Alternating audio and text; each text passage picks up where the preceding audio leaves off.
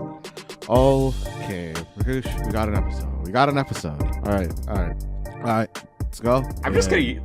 I think we just use that as the intro because it sounded like you were saying that while we were recording. Okay. It's important. Whenever we start talking, to use our recording voices. Is that what it is? Because I just use the same voice. I try to talk more clearly when we record, because I know that when I talk normally, I mumble a lot.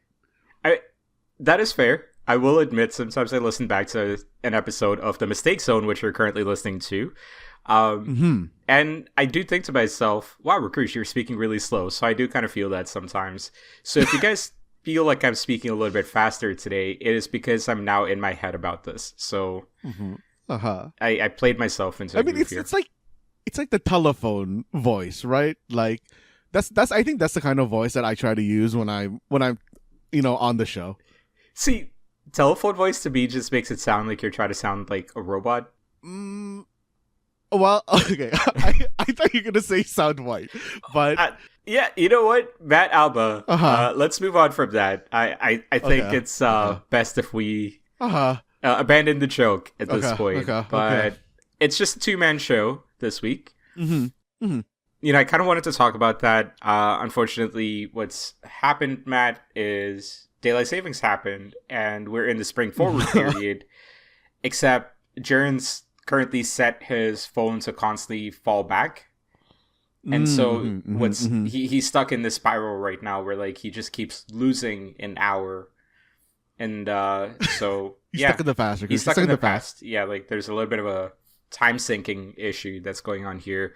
Jaren will be back once he figures out the daylight savings issues with his phone. But yeah, I'll be honest, this one kind of caught me out of nowhere. Like, I did not realize daylight savings was this weekend. Yeah, I had forgotten that it was going to be this weekend, and I don't know, that caught up with me too. Yeah, it's like I woke up and I feel like I'm at a point now where like my internal clock will kind of wake me up around like 7:30-ish. Ooh. Give or take, like, 15 minutes here and there. And so, like, when I woke up this morning, I'm like, oh, I got plenty of time. Like, it's still 7:30. And within a couple of minutes, my phone alarm went off because I did set it for this recording. And I'm like, that doesn't sound right. And so I looked it up and, yeah, daylight savings. And I was like, shit. At least I got some sleep. It doesn't sound like you got any sleep last night, Matt. What happened? I mean, Rakush, I did the classic of, whatever. It's like 1:00. I'm gonna, play video games for just like one more hour, and then 2:00 rolls around, or I don't know when the time change happens. It happens at 1 or 2 or something like that.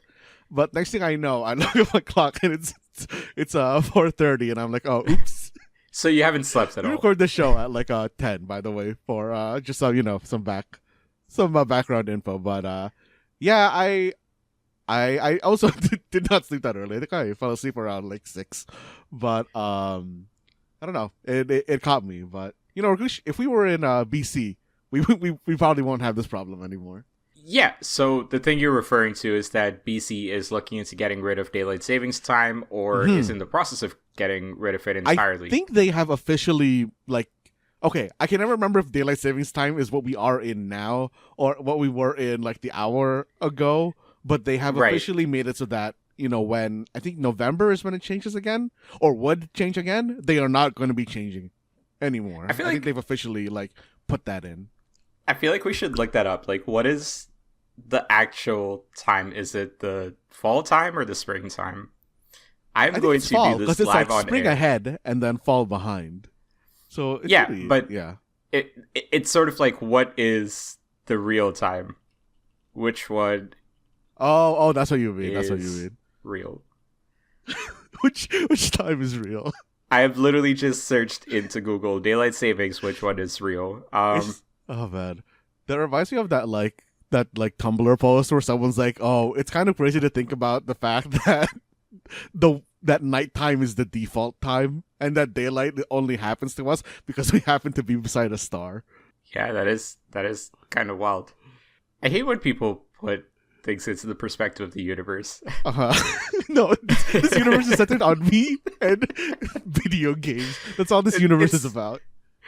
I mean, our listeners are no strangers to the fact that, like, I am a sucker for those kind of sentiments because I love feeling like nothing in my life matters, and it's a very positive feeling. It is not coming from a place of negativity. You're like that positive nihilist type thing. Yeah.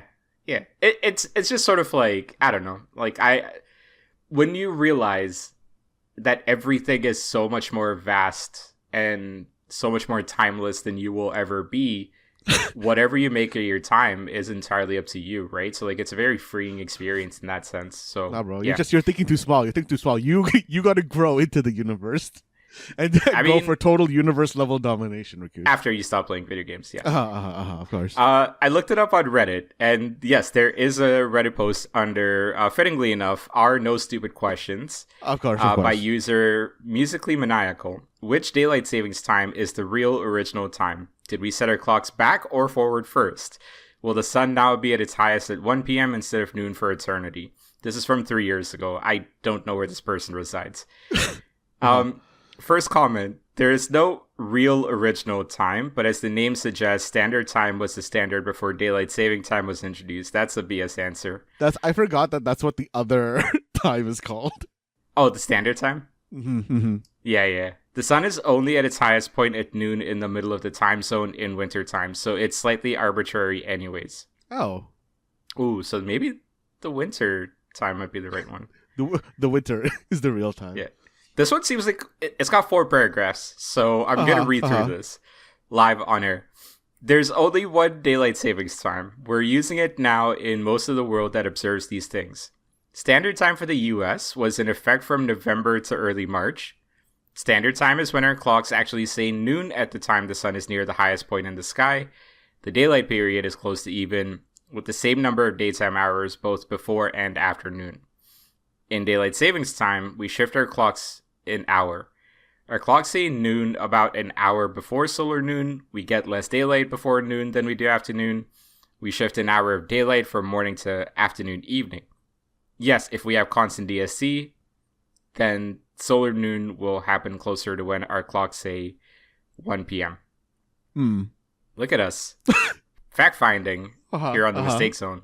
I hope Sharon's listening to this, in the past, and is able to get back to us here, Matt. But there are a bunch more mistakes for us to talk about here, and I think we should just dive into it. You mentioned playing a bunch of video games at night, or at least one video game at night. I believe that was Mewgenics. Let's hop into it, Matt. What's your experience been like so far? It has been pretty good. Rakush, what do you know about Mewgenics? Only that it is quite well rated on Open Critic, and that's thanks to our fantasy critic. Okay. So, Mewgenics is a tactics RPG roguelike game about cats.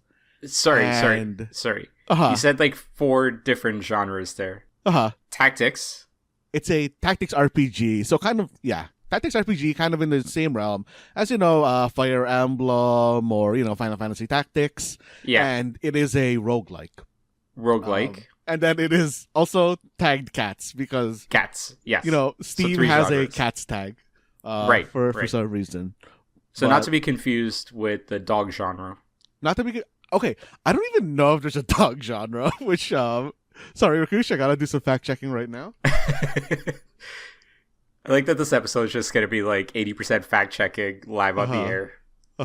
Things that we probably should have done before we hopped on the call. Okay, Rakush, I've done a quick check. There is a dogs tag, but it is about a quarter. Oh no, half the games is cats, which I think makes sense. I mean, yeah, I guess. I don't know. I guess there's not a lot of games where you play as dogs, but there are a lot of cat-eared girls, thanks to Japan. So okay, wait, would you consider cat girls to be cats tagged? I wouldn't. Okay. I'll just leave it at that. Okay. Because I feel the same way. Okay. All right. Mewgenics. We're back to this game with 3 genres. Talk to me about it. Okay, so like I said, Mewgenics is a tactics RPG roguelike. And It is by the creator of Binding of Isaac, and it carries a very... Okay, Rakush, I'm kind of like in two places about this game. Because on one hand, I really like the core like gameplay loop. It's like pretty interesting. But on the other hand, I don't like the like kind of like, how do I say this? Like the coat of paint that this has. So like the art direction? Like the art direction, the kind of like humor style of the game, the writing, like that stuff is all not for me, I think. But it looks very familiar to what was that game that came out like a couple of years back that got really popular? Binding of Isaac? Like this is by the Binding of Isaac guy. I was gonna say like Binding of Isaac. It definitely has some of that art style to it. And okay, I'm not bashing the art style because of the art itself. Like I think the actual art is fine, but an actual issue I have is the game itself, when you're playing the tactics RPG part, takes place on a isometric square. All the levels are kind of just like a square in shape. You don't do any like scrolling or whatever on it, and it is kind of messy there, in my opinion. Like it kind of like goes over itself, and it's like a little bit hard to like see some people or see some characters and stuff. Like it's nothing against like, oh, I think the art is bad. It's that I think the art is messy, and I don't like it for the tactics side of this. So let me ask you a quick question on that front, right? Because I assume most of the people listening to us know what a tactics RPG sort of grid system looks like. But what is it about this specific grid system that you feel is messier than in traditional sort of isometric tactical RPGs? I think it's kind of the fact that the way that a lot of the characters and stuff are drawn is that they are like big in comparison to the square that they stand on, which causes a lot of, to me, like a really annoying overlapping. Because I see. As far as I can tell, maybe I'm missing the button, but there isn't a way to rotate the grid either. So there have been times where like they have this like button that you can press that kind of reduces the graphics so that you can kind of see things more on a, it's like, okay, the graphics are basically stripped down, and it's just like all these little symbols that determine, hey, friendly unit, enemy unit, or whatever. And you can look at it that way, and it is like much more clear. But that is like more so a, detective vision type problem. Sure. If like you get what I mean there. And like kind of like with the way the art style works, there's a lot of kind of overlapping that makes it so that, hey, sometimes you don't see an enemy standing somewhere, or like you're kind of just like end up clicking on slightly the wrong thing because of the way they're overlapping, or like it's just a bunch of stuff that kind of is more so to me about obfuscation, and that really kind of bothers me in a tactics RPG. Fair enough. I am so as you're kind of explaining the game, I do have a video currently just playing that's showing a little bit of like the level and level designs and things like that. And yeah, I do see a little bit of what you're saying, right? Like another thing I noticed is whatever the text blurb pops up, like that seems to also be pretty busy. Like there's just a lot of things happening on screen at once. Definitely. Yeah, I don't know. This is the, again, that really kind of like suffers from like symbols everywhere type thing. Sorry, Matt. I gotta cut you off for a second there because that definitely that you just responded with was very low energy. I mean, like, but like also like your voice changed to a voice that I've never heard you make before. Oh, okay. When you're editing this and you go back and listen to it, that definitely is gonna stand out to you. I'm sorry. Sorry for breaking the fourth wall. Okay. Yeah. Like the kind of like other thing that's bothering me, or not bothering me about the game, but like didn't specifically draw me in, is that the kind of like writing and the humor style is like very juvenile, I guess. Like, it is like and I really can't like, fault the game for that, because this is in essence about a game about like cats fucking and stuff. But sure. That's where the eugenics part comes in. But yeah, that stuff aside, the gameplay itself, I think, is very, very good. Because, like I said, this is a game about cats fucking. And I think, okay, in classic Season 2 Saturday Morning Arcade style, this is a game that is 2 games, really. You have the Tactics RPG half, and you have the cat breeding half. Sure. And they both tie into each other pretty well. The Tactics RPG half, I think, is like more simple to explain, so that's where I'm going to start. Because, it does kind of follow the kind of standard roguelike formula of, hey, go through these levels, here's like a grid where you like pick the node that you want to go to, and that node is going to be like a thing where you can, get an item, heal, do a random event, or, get into a battle with like a normal enemy, a boss, or go to a shop. Like, that is like, on that end, very standard. The tactics half, or like the actual like, tactics portion is pretty solid. Like, you have your standard, hey, character can move, you have 4 actions that you can do, which is like your basic, or up to like 4 spells on your cat's loadout.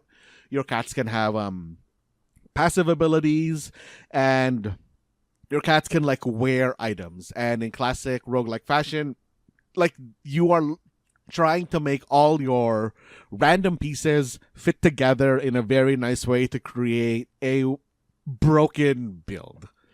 And this game, if you like the kind of feeling of roguelikes where you have, I have hit the broken build, this is like feeling very, very nice, this game does that really, really well. Because you deploy with up to 4 cats, and since these 4 cats can have their own random skills, and you're getting random items on the way, you can usually find a way to stick them all together to create like a very fun and cohesive party. And sure. I don't know, I really like that because while the cats themselves start random, you do have like these things called collars, which determines your cat's class. It is your like standard stuff of, hey, like wizard, tank, fighter, cleric, hunter, like those are your starting ones. You get more and more as the game goes on. And it kind of in roguelikes it just like all goes together really, really well. And like since the combat is like limited to like that small grid that I talked about, when you can see everything, you do have like a lot of control in terms of how you're going to play this out. You can see how far the enemy's going to move. For the most part, you can hover over the enemies and it will tell you like their, I guess, like tactics. Like, oh, this enemy moves slow, but they hit in like range, or this enemy is going to dash at you. There's a lot of things to interact with in the world, whether it's like, damaging floor, or specific types of floor that like give bonuses to certain like passives or classes. And Rakush, there are certain classes where you can make poop come alive, which I feel like is very much within our wheelhouse. Never an episode without Jaren that goes by without talking about some sort of poop. Rakush, we gotta do it. We gotta do it. Or else it's not a Matt and Rakush not Saturday Morning Arcade Mistakes Zone episode. But yeah, like overall, like as a tactics game, I think it is like very, very fun. It is very, very cohesive. It was very, very well made. And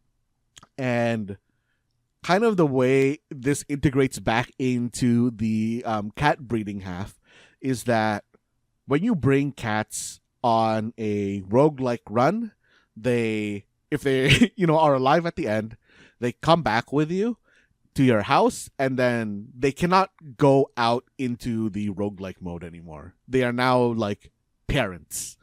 And so they're retired, basically. They're retired, yes. For the most part, they're retired, and you won't use them again. There's like some conditions where you can, but I think that's like more so like spoilery stuff. Sure. But like for the most part, these are now kind of like breeding stock, I guess.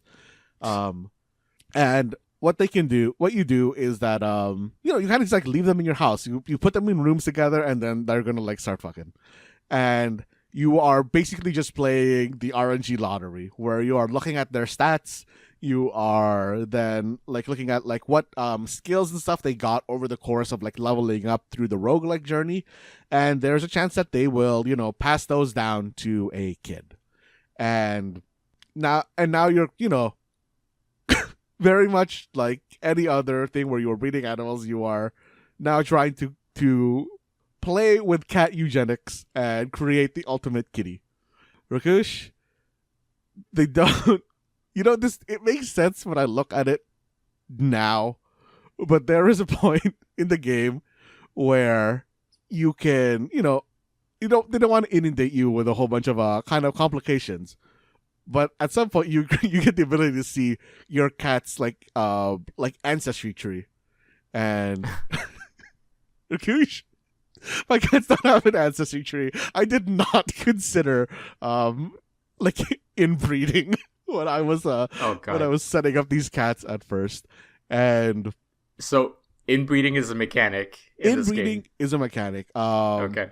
So kind of the way that the creator of this game and Binding of Isaac, Edmund McMillan, a lot of his like works, like even I think he also did like Super Meat Boy. A lot of the like a theme in his work is kind of like I don't know how to say this, kind of like inbreeding? Not inbreeding, like genetic defects and stuff. Because I believe that this guy has said that he has like some sort of like genetic defect, and it's kind of just like a thing that exists in his work. Interesting.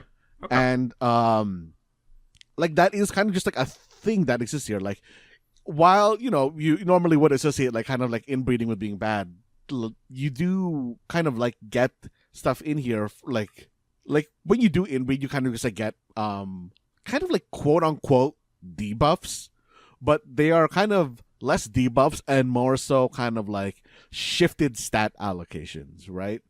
Okay. Or it's like sorry, like maybe this is like weird to say, but like the first one that comes to mind for me is like, oh, your cat can have like Down syndrome. And it is like something where like, oh, it has less intelligence, but it has like more strength. Like it is that type of thing that it's playing with and like exists within kind of the game's like writing and like its like style of humor. Like it is very, this looks like a Newgrounds game and it like feels like a Newgrounds game, if you like get what I mean when I say that. 100%. I think for anyone listening along that doesn't quite know what this game looks like, that one sentence right there should give you as much information as necessary to imagine what this game looks like. But like when you get back to like that portion of the game, like it does, get interesting when you are doing the cat breeding, because at some point you're just gonna have a lot of like cats, and you again are trying to create like kind of like the best cat that you can with the best like set of stats, passives or skills that they brought down from their parents, and like any kind of like birth mutations, I think is what they actually call them in game. Right. If you don't like the cats that you ended up with, you can, donate the kittens to this guy who will, he's the one who teaches you, after you give them enough kittens, will tell you more stuff about like, hey, this is how the breeding mechanics in the game work.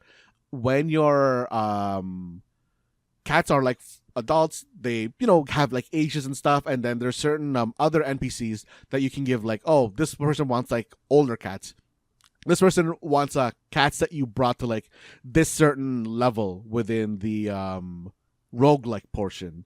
And like, kind of stuff like that. Like everybody wants like specific cats. And when you give them cats, they will provide you some sort of like bonus, whether it's like, oh, more rooms in your house so that you can segregate your cats better, so you can, play with your your cat genetics even more. To make your super cat, or this person, when you give them cats, it improves their store because I don't know, it's like the cats are helping them in some way. Right. And it's like that sort of loop. It like feeds into itself very well, and then the gameplay makes you like really, the gameplay like makes you attached to the cats. Or in some cases fucking hate a cat because like I can't wait to throw you into like the kitty grinder once we get back. But I don't know, the game like has a very, very satisfying loop. It plays into one more run very, very well. And even on like the kind of, I guess like the quote unquote like downtime prep portion of the game, it it feels like really good. Like it reminds me a lot of like kind of, when you're like first getting into like Monster Hunter and you're like spending a lot of like time like with the box and like running around in the town. Like, okay, we're gonna go fight this monster. I'm gonna go get like this piece of gear. I'm gonna upgrade this in some way.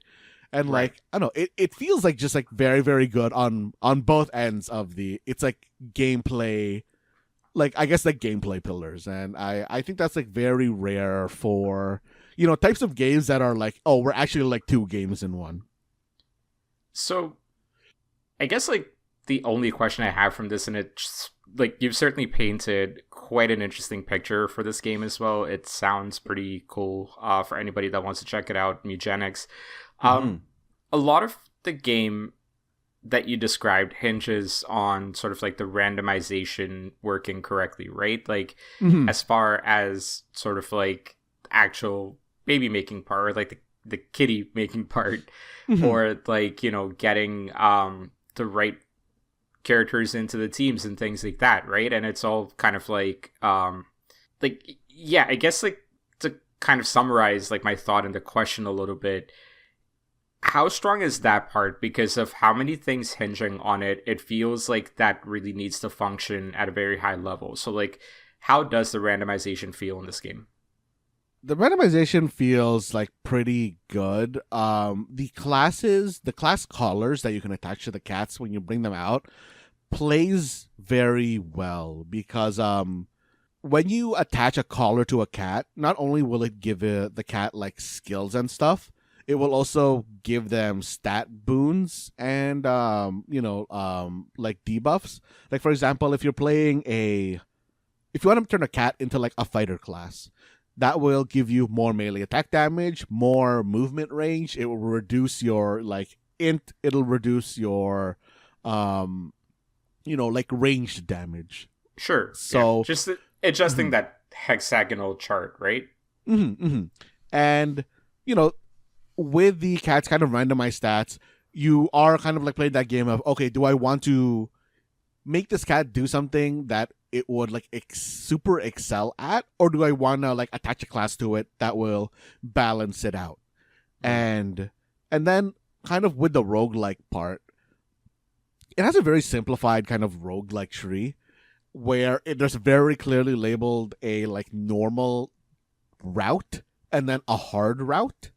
So you also have like that, like I guess a control of how hard you want your run to be while you're doing your run. Like if your cats are like really excelling, you can go down the hard route, or you can kind of just like go down the easy route. Usually a run consists of like 3 maps. And at the end of every map, you are able to kind of just like go back to your house if you feel like your cats aren't going to make it through like the next map or not. Right. And to be honest, like even going down in this game, like when your cats run out of HP, it's not very, very punishing.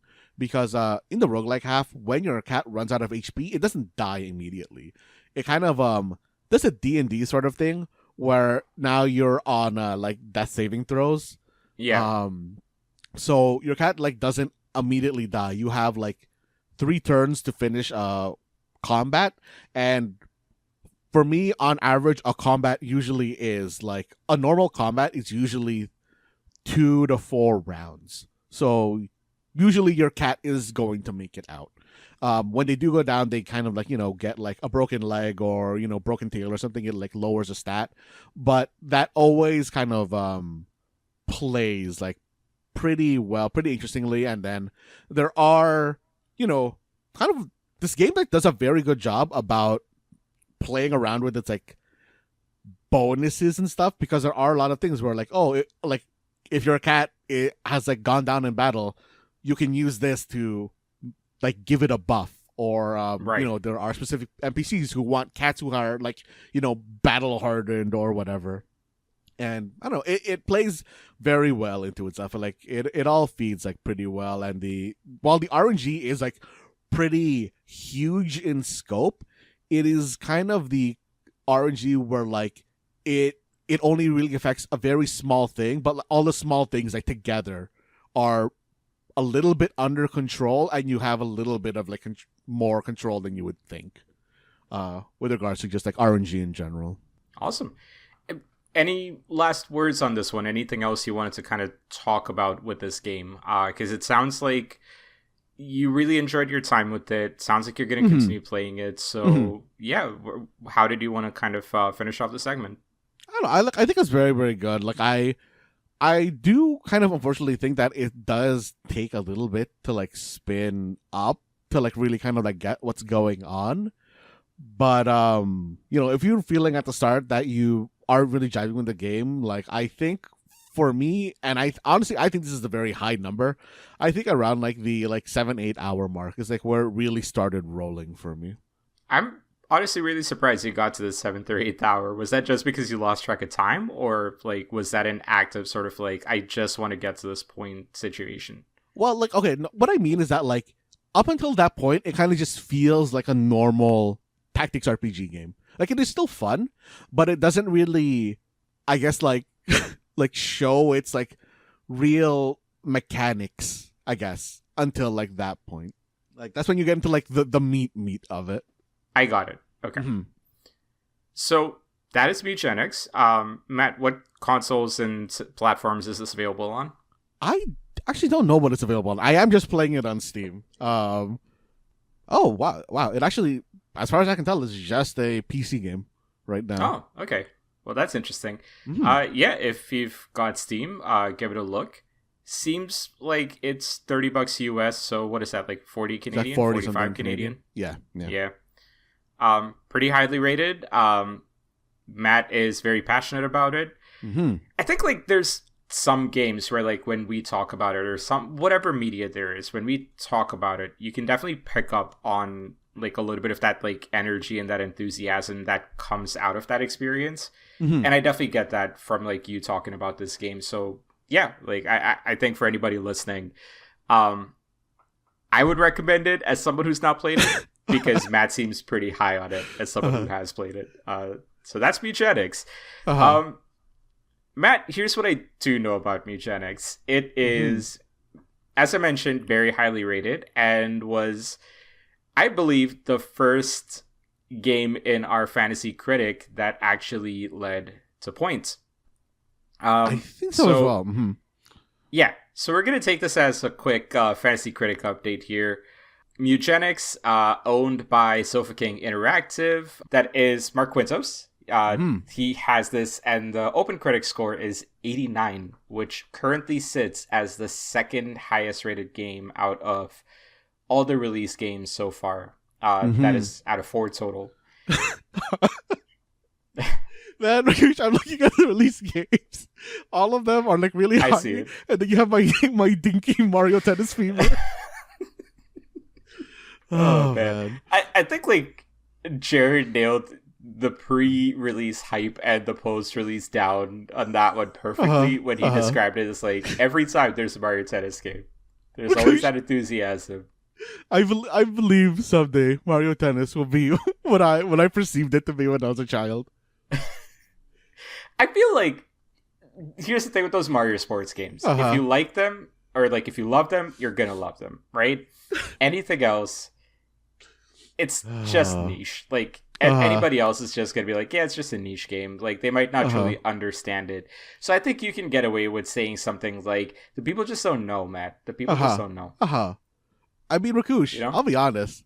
I thought Pokemon Pokopia was gonna be like a really, really niche title. I thought so too, right? And that's the second update of this week. Pokemon Pokopia has released, and all the Open Critic reviews are in. It is sitting at a shocking 88 score. So, Culinary Ass Wars, the nation's prominent hentai game developer, is currently very much in the thick of things here in the second season of Fantasy Critic. But no, like this game just seems like it kind of came out of nowhere to like gain all this like reception and accolades and stuff. I know you and I haven't played it, so really not much to say there just yet. Mark has played a little bit of it, so definitely something we can talk about with him there as well. But Matt, am I assuming wrong that you've not played this game? Yeah, no, I mean, I haven't played it either. I have been watching a lot of people play it, though, because I was very curious about this, especially after seeing the scores, because, like, to be honest, Rakush, like, I kind of assumed that this would just be a game that sits at high 70, low 80s when we were just, like, initially looking at it. And I was really surprised that it debuted, in its 90s. Like I said, it came down to, like, 88, but I'm, like, genuinely surprised that this is as competent as it is. And I don't know, it looks like really fun. Like, it looks like a Pokemon Dragon Quest Builders New Horizons, right? Yeah. Like, it looks really fun. Rakush, I am so bummed that this didn't release with, like, a kind of like bundle, like a Switch 2 bundle that like had, a Switch 2. Yeah, Fair. like a Ditto like themed Switch 2, because holy, like, dude, I would have, like, bought that, like, immediately if I saw that. You know what I find interesting about stuff like that is that also to me indicates that Nintendo probably didn't expect it to rate so high. Like, I have a suspicion that, like, just across the board, everybody expected this to be along the lines of, say, like, a Pokemon Snap, or like that Pokemon Eevee game that came out a few years ago, right? It's just sort of like this offshoot Pokemon game. But yeah, it does seem to have gotten quite a lot of love from, like, the reviewers and stuff like that. The little I've seen of it gives off a lot of Animal Crossing vibes as well. And I think that's more to do with sort of like Nintendo's, sort of house style. Yeah. Where, like, it just kind of aesthetically gives out that vibes. But yeah, I've heard a lot of the Dragon Quest Builder comparisons as well. So yeah, when Mark's on the show next, I'm sure we'll have a much more in-depth conversation around that.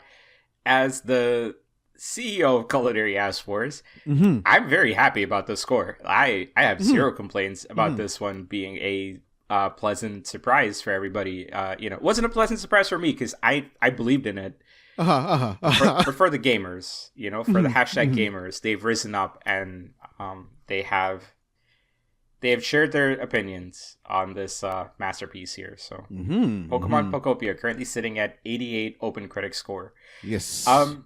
There are Resident Evil Requiem sitting at 90 as expected, so that's currently the highest rated game. Those are the 4 that I've currently released. But Matt, I want to talk about some new additions to Culinary Ass Wars catalog for the year 2026.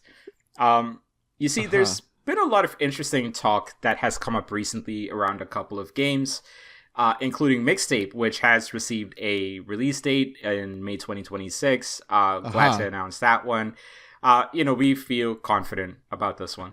I'm surprised that was you, to be honest, Rakush, because I had seen that some games were gonna go into, like they were being bid on, and when I saw Mixtape, I was like 100% convinced that was a Jaren pickup. So I was also convinced this would be a Jaren pickup, Matt, which is why my bid for this one is a fairly high number of $15. Because I had a suspicion that Jaren might have tried to bid on this, but maybe I was overthinking it. But I think it's a fair number. I think this game is going to meet expectations and get us to the finish line as the best developer of the year 2026. But Matt, I actually want to quickly mention our second pickup here. Yes. One that we're also very excited to announce. Culinary Ass Wars is now the publisher for the upcoming hit title Crimson Desert, which actually launches in 11 days. A game for which there are no console demos just yet. But Matt, I don't know how much you've paid attention to the recent news cycle around Crimson Desert. There's a lot of previews that have come out for this game that are saying that this game is absolutely bonkers, but it also is only PC previews, and people have not played the console versions. So I'm really curious to see what happens with this game, because there's a lot of folks that are sort of like speculating around this being a cyberpunk situation. Yeah, where, that's what I was thinking too. Yeah, there's a lot of discourse like in that sense. But then I'm kind of playing this system a little bit here, because the review codes, from what I understand, are going to be for the PC version of this game. And so I am going off the speculation that if the PC version is what's being reviewed, it is going to review very high, and we're going to have the next sleeper hit in the Real Mistakes Only 2026. I see. I get where you're coming from there. I would have been worried that this is a extremely high-end PC game, to the point where it is, you know, kind of like Cyberpunk, gonna chug on like most systems unless you're running like the latest shit. And like that is what like would concern me about this bit. Like, and also like Crimson Desert exists in a weird place for me, where I had been following like Crimson Desert for a while, and something about it had always stuck out to me as being slightly off about its like combat. And I don't know like what it is about it, but something about it just gives me like it's like weird to me, but I can't like put my finger on it. Well, you'll have a chance to play this game on March 19, 2026. I'm sure we'll have more conversations around this one. Rakush, is this game $99? I'm just curious. You know, we at Culinary Ass Wars don't believe that a game should be should not be judged based on the cost of buying a game itself. So, is it $99? Yeah, who's to say, you know? But I think the experience is worth a lifetime. It is $89 Canadian. $89 Canadian. See, you're just recklessly speculating here, Matt. To me, it seems like you're trying to play sabotage with, you know, these recent bids that I've made here, trying to speak ill of them, speak some negative reviews into existence here. You know, talking about bad PC specs, as if that's going to play into a person reviewing the game. Like, oh my god, I have a shitty PC, so this game must suck. Oh no. You know, this game is 135 gigs. 135 gigs isn't a lot. Call of Duty is 135 gigs. Yeah, but that's a Call of Duty. Like, I feel like once you get past like the 100 gig threshold, it like in my head is like, oh wow, this game is huge. Are you saying that like only sequels can be over 100 gigs? No. Like I don't know. In my head, like there's a certain like once a game gets past, honestly to me, once a game gets past like 70 gigs of storage, it becomes like a like, do I even want to install this optimization issue? Yeah. No, 100%. Like, jokes aside, I am curious to hear more about this game. Not same. From a competition standpoint, but genuinely just sort of like there is a lot of interesting discourse that's currently happening around this game in a way where the fact that there have been no demos for the console versions with this game coming out as of this recording in 11 days. That's a bit of an interesting little, you know, orange flag, I should say, right? So we'll see, man. But like, I do hope that this game is good. Like, I want this game to be good. I want it to like kind of land in the like what I want it to be rather than what like I think it might be, kind of a thing. But 100%. Yeah, I mean, a little bit. Yeah, the previews all sound very promising for this on the PC version. That much, I think, like, you know, just based on everything that's coming out right now, I think, like, yeah, the general discourse around if this game works correctly, it's going to be a phenomenal game, which is... I know that kind of is boiling down what a game preview is for the most part, but considering we're this close to release and a lot of people are saying that, yeah, this game is actually really kind of amazing, I'm curious what the console versions end up playing like. So that is this week's Fantasy Critic update. Quite a bit of wheeling and dealing on my end, but Matt... Fantasy Critic's not the only place that I'm trying to hunt for treasure. You see, Okay. it's known on this show. I am a big One Piece fan. Mark is also a big One Piece fan. I've spoken to him a little bit about this. But series creator Eiichiro Oda did something very wild this week. And Matt, I shared the video with you, but basically the One Piece channel released this, like, I guess it's live action, it's real life, but they released this, like, teaser video, essentially, of, like, Oda writing something down on a piece of paper, ripping it in half, putting it in this, like, treasure box, essentially, and dropping it into an unknown location in the open seas, specifically 651 meters deep, and it is wildly hinted at in the video that it is basically what the One Piece actually is. Now, it's a publicity stunt. Yeah. Here's the thing. Reality is not One Piece. And so reality is not going to have a Monkey D. Luffy just going out there and performing miracles to get the One Piece. What's going to happen here is a bunch of hypebeasts and assholes, the same ones that have been buying up all the One Piece trading cards and making it far too expensive for anybody else to buy them, is probably going to go there and gonna basically, like, overcrowd this area and try to find the secret to the One Piece, to the point where IShowSpeed, like, arguably the most popular streamer in the world, has already declared that he is going to go and find this treasure chest. He's, of course, got all of the money in the world to try to do this as well, and he's a One Piece super fan. I say this specific location, even though it's undisclosed, the reality is the internet is the internet, and there's a bunch of internet sleuths that have already gone very crazy with this. Matt, I linked you the video. I'm about to link you a GitHub post that was one of the first, it was updated as of 13 hours ago, by the way, but it is essentially a live document that someone is creating that is taking all of the clues provided and zeroing in on what the location is, or supposed to be. And so there's, like, already a lot of this happening. I'm reading an article from Polygon where they are saying that a small area in Sagami Bay, south of Kanagawa Prefecture in central Japan, is the current hint. Beyond that, there's also now clips of, like, people actually on boats. Like, if you go to the Reddit, you can see this post as well.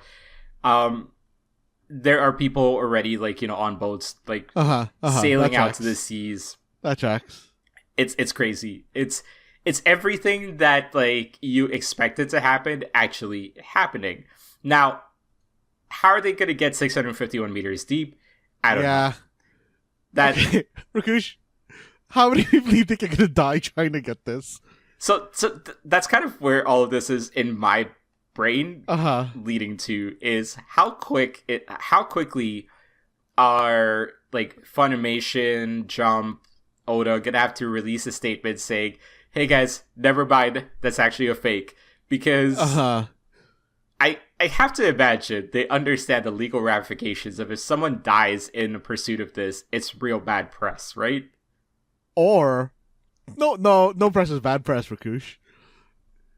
I feel like in this country, sure, these are predominantly Japanese folks we're talking about here. So I don't know.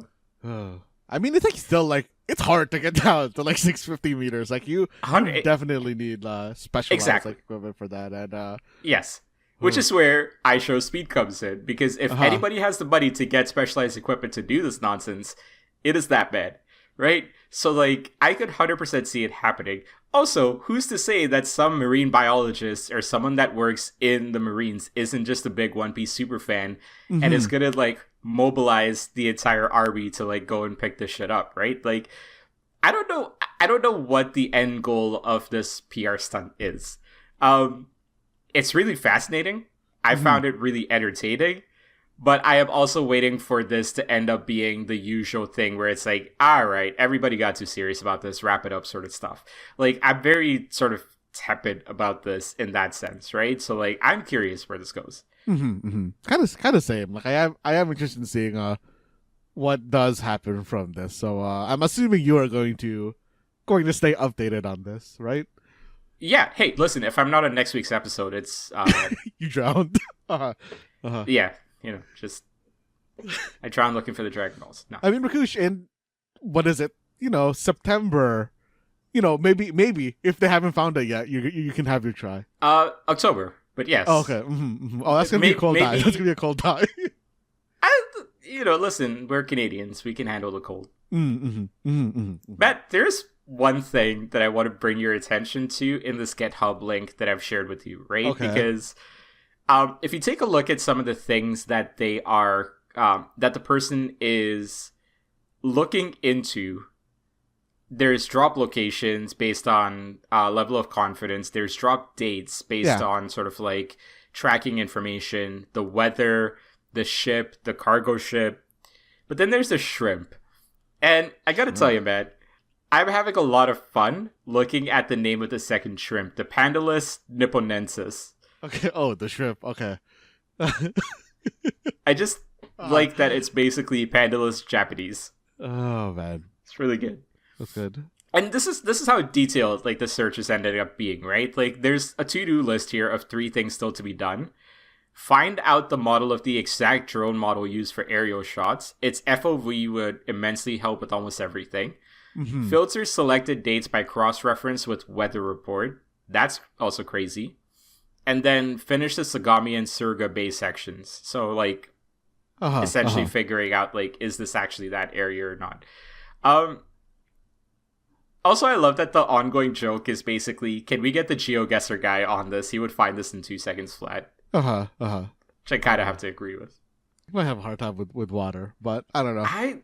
I feel like someone's already got him working on this, if I'm being honest. Like, this is kind of taken on a life of its own. Probably, but yeah. I'm really hoping Oda's not actually put the Secrets of One Piece down there.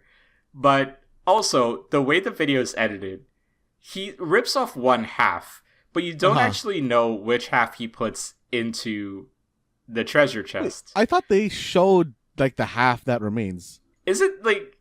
I'm trying to... Okay, let me pull up this video again here, because... So he rips it. It's just, like, still images.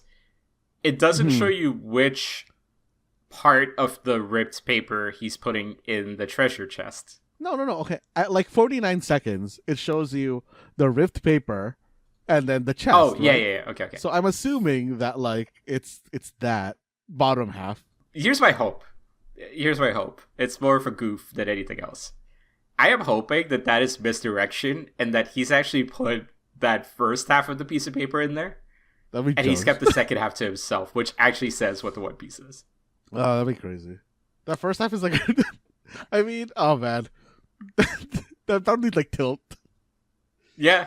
That's kind of what I'm hoping happens. Because, like, I really don't want... Like, there's a non-zero chance if this actually happened and someone actually finds the Secrets of One Piece or whatever, it is going to get revealed, right? So, like, I'm hoping it's either sort of, like, misdirection or Oda is kind of, like, bullshitting or whatever, but, like, yeah.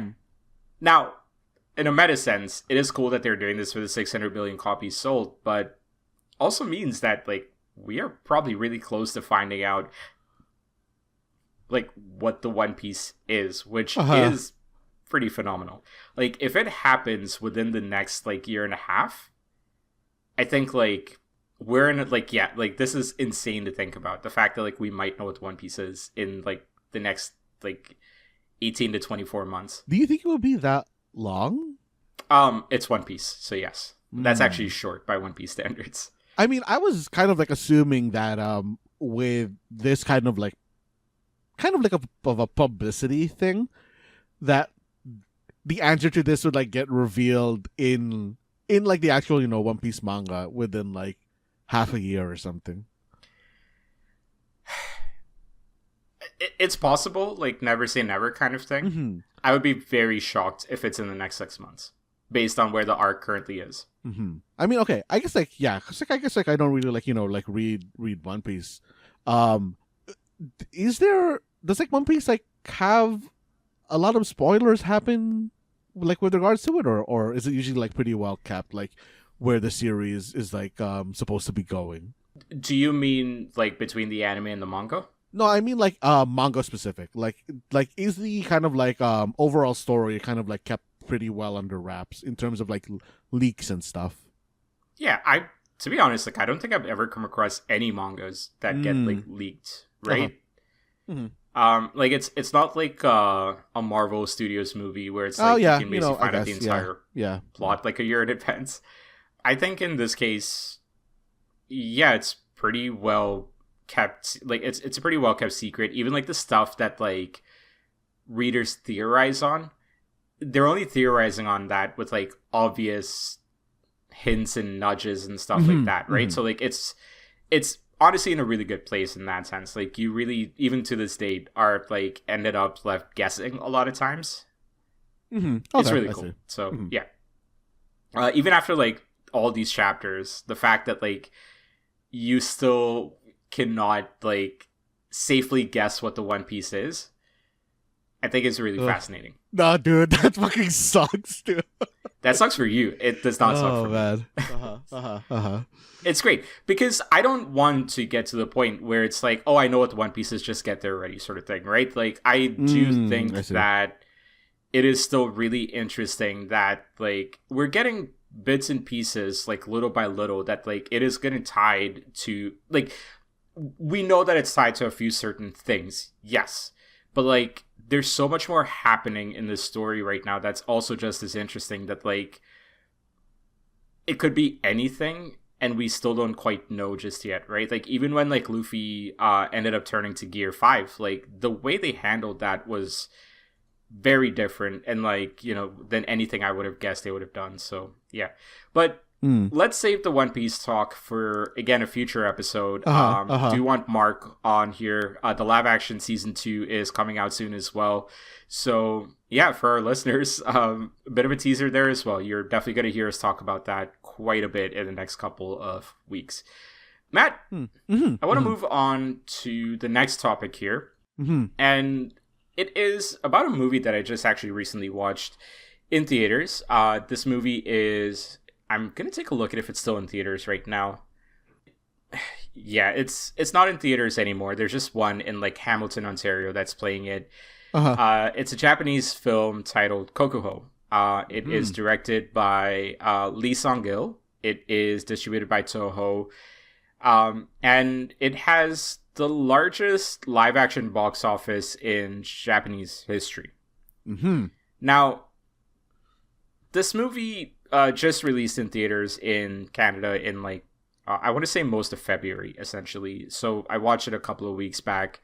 It's quite a long movie as well. It's close to 3 hours long. Some of the lead actors, one that's most familiar to everybody will be Ken Watanabe. Of course. There are a few other actors, Ryo Yoshizawa, Min Tanaka. Min Tanaka I've seen in quite a few other movies as well. So that one might be a familiar name. Stars in House of the Owl, which is a Disney Plus series. There's Hokusai from 2020. He was in Perfect Days as well. So yeah, there's quite a few good movies that he's been in. Nana Mori's another actress. Shinobu Terajima. It's a good list. It's quite a solid list of actors. And yeah, I kind of wanted to talk about this movie a little bit as well. It's become a little bit of a pattern that the things I talk about on the Mixed Say So nowadays are more about watched and listened media than about anything else. Not really playing a lot of video games right now, but when it comes to movies, yeah, like, you know, I feel like I'm still kind of going out there and checking out some real unique shit. And Kokuho, I think, is a really unique experience. So the entire story is about the lead character Kikuo Tachibana. He is taken in by a famous kabuki actor, I believe goes by the title Onogoko. because there is essentially this tradition that female characters could not be played by women on stage. And so you needed male actors to play those roles. And that's like this big sort of craft, right? And that's what the kabuki actor ends up being. And so he gets taken in by a famous kabuki actor after Kiko's father dies, who is a Yakuza gang leader. And so there's like that entire backstory as well. So him along with Shunsuke, who is the actual son of the person who takes him in, name is Hanjiro Hanai II. So Shunsuke is his son, and so it's the story of the two of these basically teenagers going into young adulthood, and beyond that as well, kind of learning the craft and learning how to excel in the craft, and the issues that come up with that, the challenges that come up, the societal sort of like expectations that lead to disappointment, or like the traditions that lead to superstitions and things like that as well. Those are quite a few sort of broad statements to make about what this movie is, but in general, it's a 3-hour long movie that focuses on a person's entire life. So it is by design broad, because the movie itself is broad. It is a really interesting watch, and I did watch this in theaters. I will acknowledge that doing 3 hours in a theater versus 3 hours at home, it is going to be a very different experience for people watching this movie at home. Like, Matt, if you tried to watch this, I feel like you're going to watch like an hour at a time, basically. Yeah, that sounds about right. Yeah. Yeah. It is an interesting one. Like, I was talking to a friend of mine who also just watched it earlier this week, and her takeaway was, this person's a video editor, so like her mindset was, I can probably shave off a solid hour from this movie. I was in an interesting place where I was like, I don't know if I necessarily agreed with that sentiment. I think a big thing about this movie is that it is a bit of a downer. Like, you do go through a lot of stuff in this movie that will make you feel like, wow, this fucking sucks. Not the movie itself, but the circumstances that the people find themselves in fucking suck. Or this person sucks. You know, it's like, it takes you through this journey of like a person hitting a peak and then just dropping beyond rock bottom, right? And then what is it that it takes to come back from rock bottom? Now, the thing about that, though, is that you get to a point in rock bottom where to get back to the success, you have to do things that are honestly underhanded, right? Like, you have to be manipulative. You have to, like, you know, you get into this mental spiral and, like, you know, within yourself. And there's a lot of those kind of plot points that this movie focuses on as well. And I found that really interesting. And yet at the same time, it kind of balances a lot of sort of like the expectations thrust upon these jackasses, or like these assholes, versus sort of like, you know, what makes him an asshole and things like that as well. And all that to say, like, I did find that this was absolutely worth a 3-hour watch. I thought that everything that's in the story, every chapter of this person's life that they followed, I think added to this very important question that is posed to him near the end of the film. Which, like, there is an answer. I didn't personally feel satisfied by the answer, but I don't think I'm supposed to be satisfied by it, if that makes sense. And I think it all adds in, you know, and I think, like, the fact that you sit through so much of this movie kind of feeling a little bit of that, like, sense of dread, or like that feeling of like, you know, wow, this is a downer, really adds to the finale itself. The other thing I do want to mention about this movie, if anyone is interested in watching this, is I think it is visually stunning. Yeah, even the trailer is like pretty like visually appealing as well. Yeah. And I think like a big thing about this movie, and again, like speaking to the length of the movie, there's a lot of scenes where they go like they show you an extended cut of the kabuki actor performance on stage. And I think it is actually really important to show all of that because in a meta sense, like what you're showing isn't just a performance and moving on to the next plot point. What you're showing is the progression of the actor within the performance. And so like they have a couple of stage plays that are showed at different parts of the movie that is the same stage play done by different people. And so you get this like cool sort of like contrasting moments of like how one person is in this role versus how another person is in this role. And it is very much by design, like, you know, extended cuts in that sense, right? And so I found that really fascinating. And I found that to be a really interesting way of exploring sort of like, you know, the world of kabuki acting and like, you know, things like that as well. And so, yeah, like, you know, I think like also the fact that it's so extended means that like there's a lot of attention to detail paid in things like, you know, the lighting for the stage plays, the costumes, the makeup. The makeup, by the way, it is nominated for an Oscar for that one. The just, yeah, like overall acting as well, right? And like seeing how these actors at different, like, have to portray themselves at different points in their life, I think was really fascinating and really well done in that sense. So, yeah, like, if someone says, like, you could cut time out of this movie, I get it if you're watching it at home. But, like, I do feel like it was super immersive in the theater. Like, yeah, it felt long, but like it felt immersive. It felt like, you know, like I'm sitting there and I'm experiencing in some shots especially what the actor is experiencing, and like by design sometimes what the audience is experiencing. And it's done so well. Like even sort of like the depth of the camera focus, or like, you know, how far away it is, how tight the shots can be, how it's lit, the attention that it brings to you. I found all of that to be really well done. And it's a really, really solid movie in that sense. I know I cannot recommend this movie to everybody, again, because I do think that when you get to a certain length, like anything beyond 2 hours, I do think it's like a solid commitment.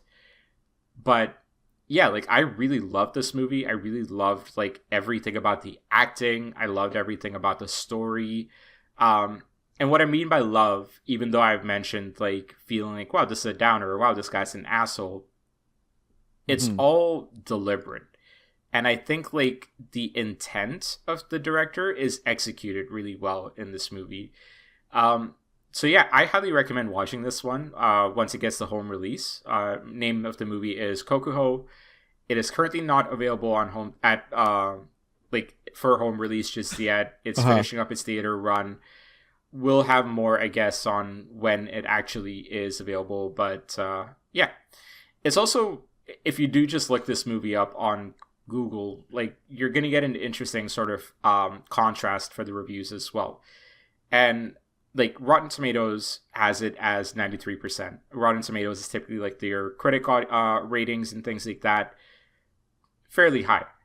Even like the popcorn meter, like it's like 97%. But if you just look up like a Letterboxd review or IMDb reviews, it's hovering around like the 7.5, 8 out of 10 range, which still like that's a good score, but people are not treating it as sort of like this great movie that I am necessarily trying to sell it as here.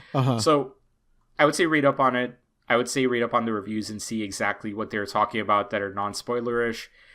I personally feel like everything that they tried to do with this movie was very packed with intent and really well done. And so, yeah, I recommend it. You're not going to watch this movie, are you? 3 hours. Rakush, I'll be honest with you. When you, you know, while you're talking about the movie, I went to go look at this movie on RunP, and it's not on there. What do you mean? RunP is like a website and an app that tells you when is the best time to go to the washroom during the movie, and it's not on there. Well, that just goes to tell you how immersive the movie is. There's no good time during the movie to take a piss. Gotta diaper up for this movie is what you're saying. You gotta diaper up for this movie. Mm-hmm, yes. Mm-hmm. It's diaper certified. Yes. Okay. I mean, the movie itself does look interesting to me. I think when and if it does come to, I guess streaming is probably when I would watch it. I don't think I would ever it being almost 3 hours. I don't think I would ever watch this in theaters. 100%. But yeah, I really do genuinely think that it's the same. It's like the One Piece thing, right? I cannot recommend that series to someone that hasn't started it yet, right? And it's not because of the quality; it's because of the runtime and the amount of time it would take to kind of get caught up on these things. Is a 3-hour movie the exact same? I mean, not quite, but in this day and age, asking someone to pay attention for 3 hours total, that's a lot. Mm-hmm. And maybe what I will say is there is actually an anime that I might recommend based on this as well, because I think it's a lower, well, it's not a lower time commitment, but it's something that you could break up the viewing experience, of course. Mm-hmm. And the name of that one is Showa Genroku Rakujo Shinju. Yes, it's about Rakugo. That's in the name. But a lot of the story beats are identical. The lead characters, or at least one of the lead characters in Showa Rakugo, is someone that's just come out of jail, has a Yakuza background, goes through the same challenges as someone trying to learn a performing art, with that history of, being part of the Yakuza, things like that as well. The characters, I would say, a little bit more endearing in the anime as well. Again, these are two entirely different stories, but endearing, and this is not to say the characters in Kokuho are not relatable or anything like that, but there is very much by design a certain thing happening with that movie that is showing you the path of a genius, right? And so it's sort of it's by design trying to make you not relate to some of these folks. Whereas I do feel with Rakujo Shinju, there is more of this element of there's a genius, but there's also these relatable characters as well. So if you want to watch that one, I think story beat wise, or plot point wise, you might come across some very identical things there, including actually some kabuki performances. I think that's a pretty fun watch as well. So yeah, Matt, maybe that's the way to go with this one. Maybe I don't know. How similar would you say this is to Akane Banashi? So Akane Banashi, it is actually I'm really excited for this anime to come out. It's a manga that I've been reading since it released. Mm-hmm. I would say it's a little bit more grounded in reality than Akane Banashi is. Akane Banashi is very much going to be a shonen series. I think people need to know what they're getting from that series. Whereas with Rakujo Shinju, it's not doing the thing that Akane Banashi, the manga, has been doing, which is visualizing these stories literally, right? You are still sitting there and listening to this person narrate a story without any visuals to go along with it, which is traditional Rakugo. So there's a lot of identical stories, but as far as how it's handled, I would say it's fairly different. Okay. Maybe I'll give this a try. Yeah.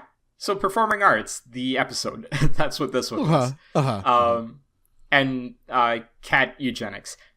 But Matt, we cannot finish off this week's episode. We cannot finish off any episode really nowadays without doing the usual Don't Match Me. And it's on me this week. I definitely put a lot of thought into this one, Matt. Let's ignore the fact that there was a bunch of awkward silence for 5 minutes on this Discord call while I was writing this up, but no, put a lot of thought into it in comparison. In comparison to episodes where I've just done an improvised Don't Match Me. What is Don't Match Me? Well, it's a game that we play at the end of each episode where the person responsible for hosting it asks 5 questions. The others on the episode need to answer it and try not to match, in this case, my answer. If you're playing along, you can play the hard mode, which is try not to match anyone on the episode. bit of an easier one this week since Jaren is still stuck in his daylight savings hell or limbo. Matt, we just talked about this a little bit. This week's Don't Match Me is about Japanese performing arts. Ooh. This is gonna be a toughie. It's an interesting one, isn't it? I actually think we have one this week, which we haven't actually done before. And I think, so based on that, I'm actually excited to see what answers come out of this. So let's jump right into it, Matt. The first question, a little bit of a different performing art than stuff we've talked about here, but something that I absolutely love is the manzai comedy duos that come out of Japan. It is, I would say, like one of the big reasons that I very much got into more live action stuff and non-anime stuff out of Japan. So the first question that I'm going to ask you, Matt, is name a manzai comedy duo. Okay. Now, for those who don't know which comedy duo to go with, you could look this up. If you just look up Japanese comedy duos Wikipedia, you should be able to find a whole list there. I'm gonna go with the only one that one of the only ones I can name off the top of my head, Rakush. Okay, so in 5, 4, 3, 2, 1, I'm gonna go with a comedy duo named Fujiwara that is a pairing of Toshifumi Fujimoto and Takayuki Haranishi. They have been active since 1989. Damn. To be fair, right? Like, I think it's worth mentioning that a lot of these duos or comedians, when it says years active, it is also counting like their amateur years, right?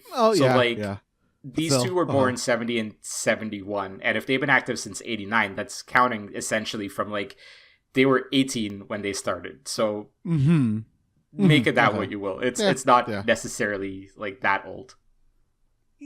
Yeah, I guess. Yeah.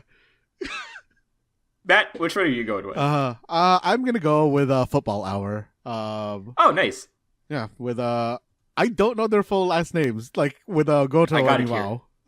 Yeah, I got it here. It's Tsurumoto Goto. And Nozomu Iwao. They have been active since 1999. So that's also quite a bit. Like, just 27 years. But, I think, anybody that is curious about Japanese comedy, like, I know that most of the stuff that comes stateside is very much like, your Japanglish or like your random sort of comedy pieces that show up, or the negative news, justifiably negative news. But like, if you do want to just get a sense of like what Japanese comedy is, like, I think if you look up some of these comedians, see if there's any sub content online, I think that's a way to go. A lot of the sub content online you'll find is for the group Downtown, the Gaku Sakai guys. And I think like there's a bunch of shows on Prime Video called Documental, which star a lot of these guys as well. Fujimoto is a mainstay on that show. Goto has been on 1 or 2 of those series. So like, yeah, you can definitely get like a good sense of who these comedians are. Another duo that is becoming super popular nowadays is Chidori. That's Daigo and Nobu. They are, I would say, arguably top 3 right now in Japan. Like, they're super, super popular. They have a bunch of shows on Netflix and Prime Video as well, if you want to check them out. So, yeah. There's more access in 2026 to these comedians than there has been in the past. Matt, we're going to move on to the next question here. And this is now going back to the Rakugo territory. Oh, okay. So, I've shared, again, a Wikipedia page for you of just notable actors, or notable Rakugoka, as they're called.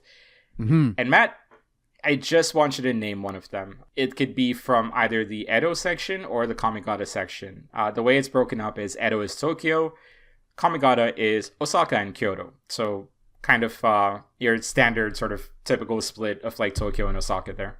I'm going to go from 3 here. In 3, 2, 1.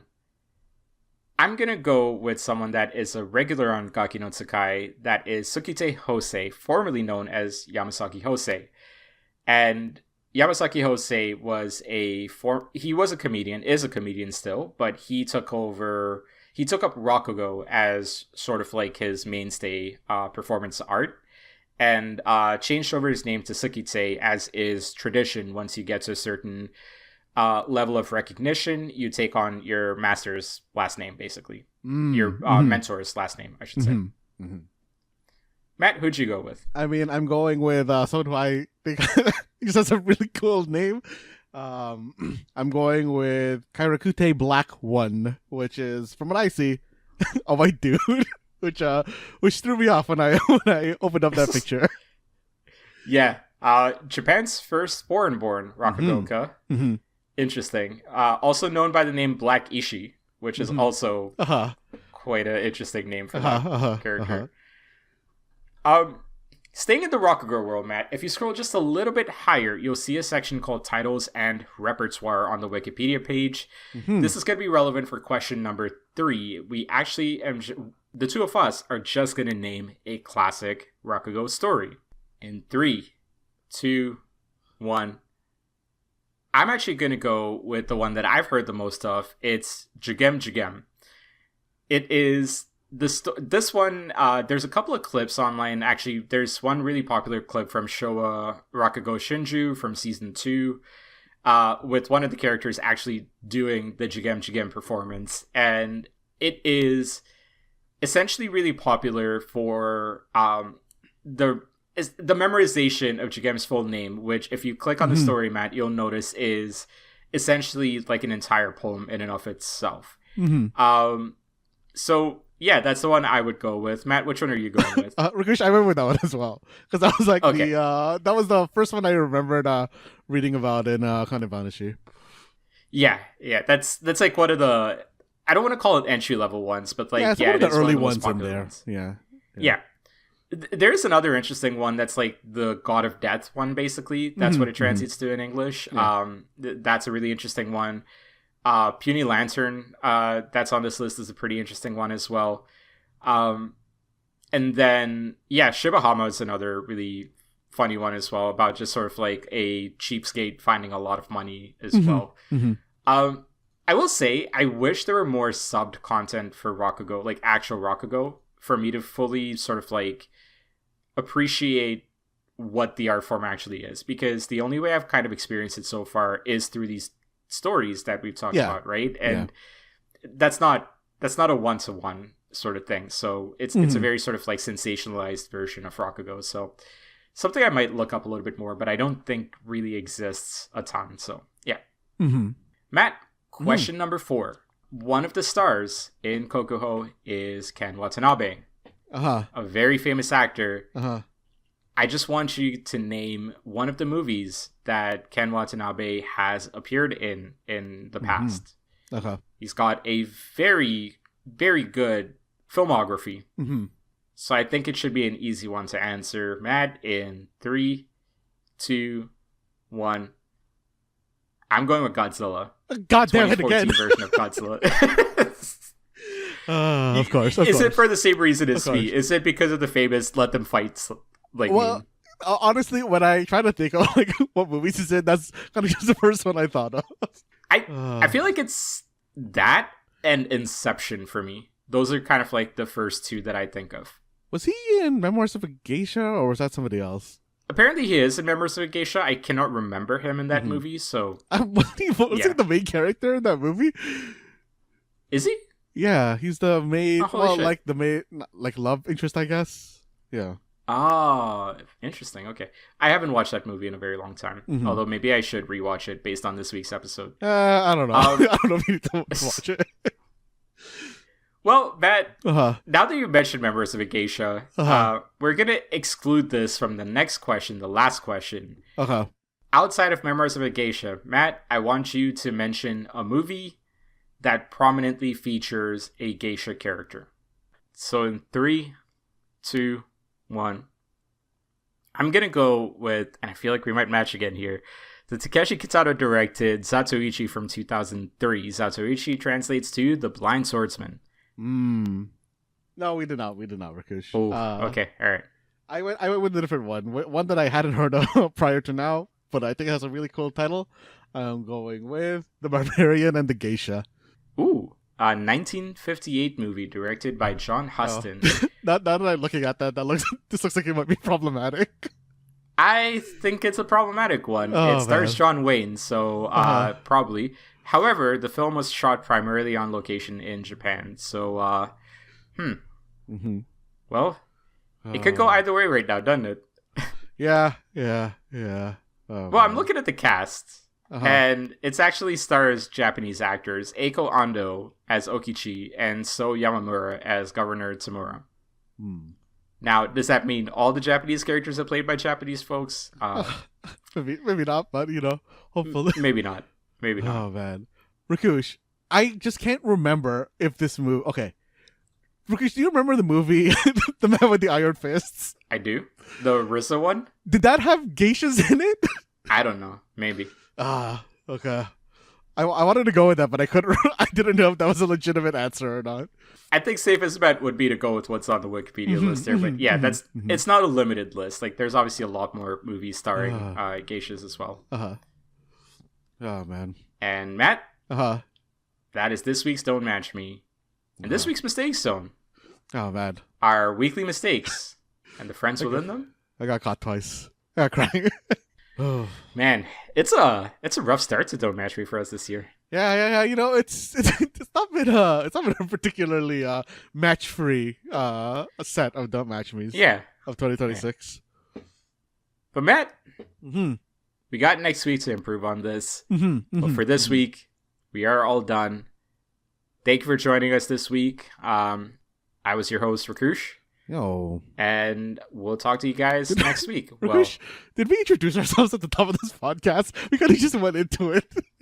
I mean, we kind of introduced it. I did like a little, hey, here's the mistake zone, and then you mentioned my name, I mentioned your name, so I think we're good. Okay. Also, listen, I don't think anybody is listening to this that is like, even if this is your first time listening to us, thank you for joining us, by the way. Please join us next week.